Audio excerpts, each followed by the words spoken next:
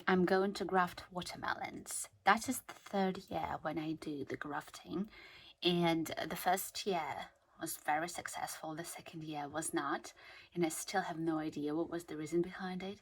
But I obviously hope for the success of this year, and I decided to show once again how I graft watermelons, but right now in more details.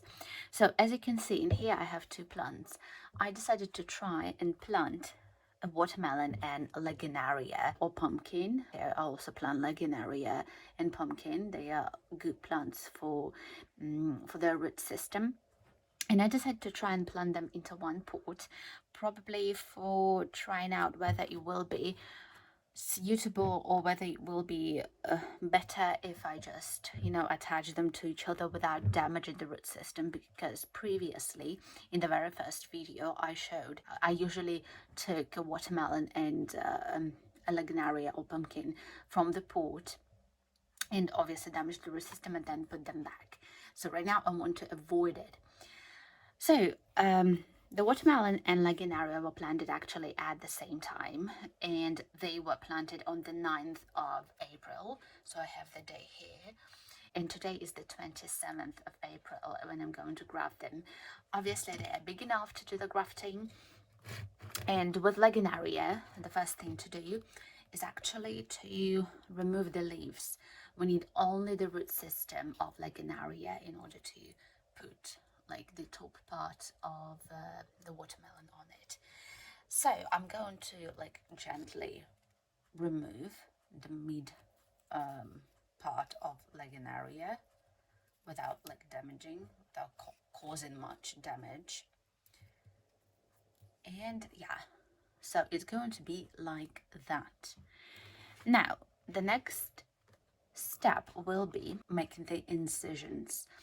I use the ton technique for grafting watermelon onto lagenaria root, and this technique involves making the incisions on both of the plants into opposite directions so that to kind of attach them by forming a ton. And I'm going to do that without like trying to take them out of the pot. For making the incisions, I usually use a box cutter knife.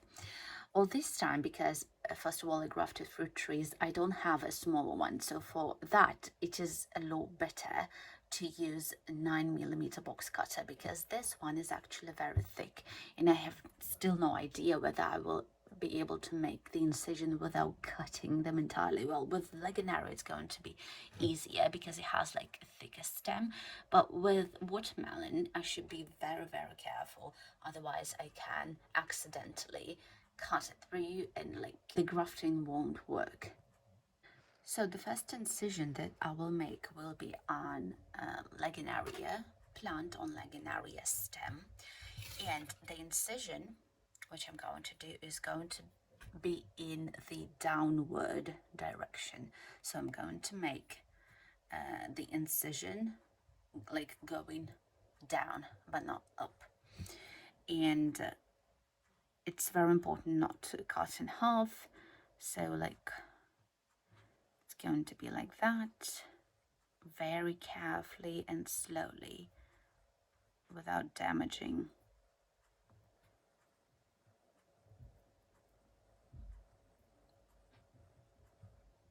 So yeah, the incision is made. Right now I need to look at the way where I have to make an incision in the watermelon, because I need kind of to attach them easily.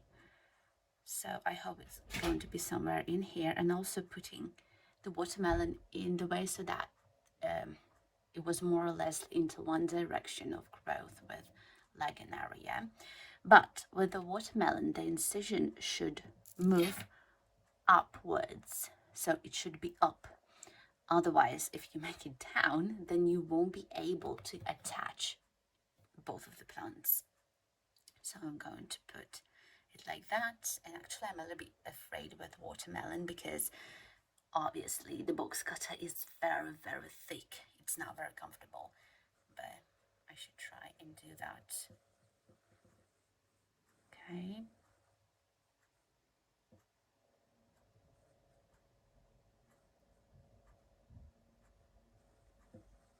Okay, I suppose that's ready. And now trying to attach them, being very careful.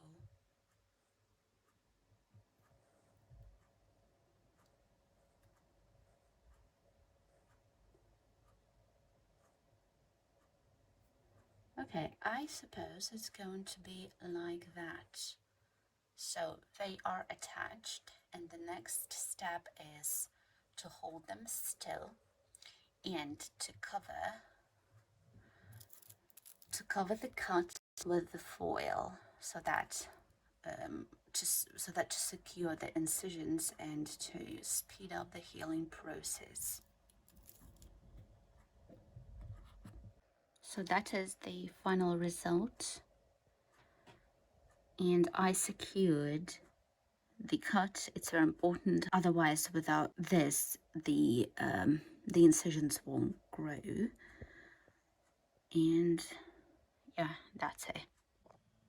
Today is the 16th of May. I have only melons and watermelons left, also pumpkins, to go into the open.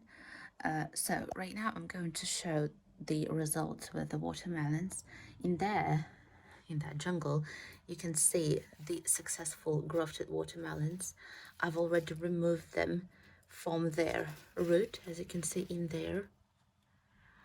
And they are one of the earliest watermelons because I grafted them in a different time period. So I'm going to show what is next. Like, let's imagine that I grafted a watermelon and 1 week has passed. After 1 week, what I'm doing is I'm removing the cover that I used, this foil paper. I remove it and I look at the graft. Usually when the grafting is successful, you can see a bit of, like, white skin appearing over the cut. It means that it is starting to heal. And it usually happens like in a week or probably in 10 days after the incision, after the grafting. So what I'm doing, I'm going to take anything that I have at hand in order to clip the root of the watermelon. It is important because if you just cut it, it will be a tremendous shock for the plant. I find this clip to be very useful for this purpose. So I'm taking it and I'm pinching it somewhere where I'm going to make a cut. And it's very important to identify where actually the root of the watermelon is. That is this one. And I'm pinching it like that. Yeah. I'm probably doing it several times. But usually the plant stays strong. So it's like you motivate the plant to start to take more juices from the root of lagenaria or pumpkin. Then the next stage happens after 3 days after pinching it. That is when you remove and you cut the watermelon from its root. That's something that happened with this one. I cut it yesterday. And obviously right now you can see that it's not like the plant is not very energetic, but it is okay. It will be like that for a couple of days, and then it will be like these ones that are striving for sun right now. Also, the important part is that you have to look at the grafted part and to somehow try and fixate both of the plants, because like in my case, especially this year, they strive for sun, so they are searching for sunshine, and the watermelon tries to to go further from the lagenaria. And I did something like this, but obviously I will try and figure out what I can do better in this case. But right now, the most important thing after the grafting is successful, and it is successful, is to look after the part where the incision was, and not to let them separate from each other.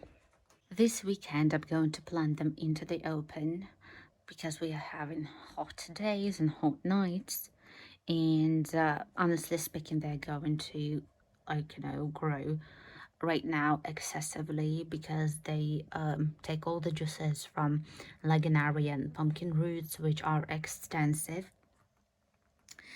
And yeah, so that is the drill. That's the thing. And I will see you later on my plot, where I'm going to show all the process of growing the watermelon in there, of taking care of it, and obviously of having first watermelons and melons. Right now, the this year is going to be pretty much interesting. I have a huge variety of watermelons, and also I introduced lagenaria into this year. 2 years ago, I grafted on a pumpkin plant, but right now I feel like lagenaria is a bit better. I'm going to share all the information and more details in my separate blog about graftings and also about different gardening techniques. So if you are interested and if you wish to support me, the link is in the description box. Take care, you guys. See you soon. Bye bye.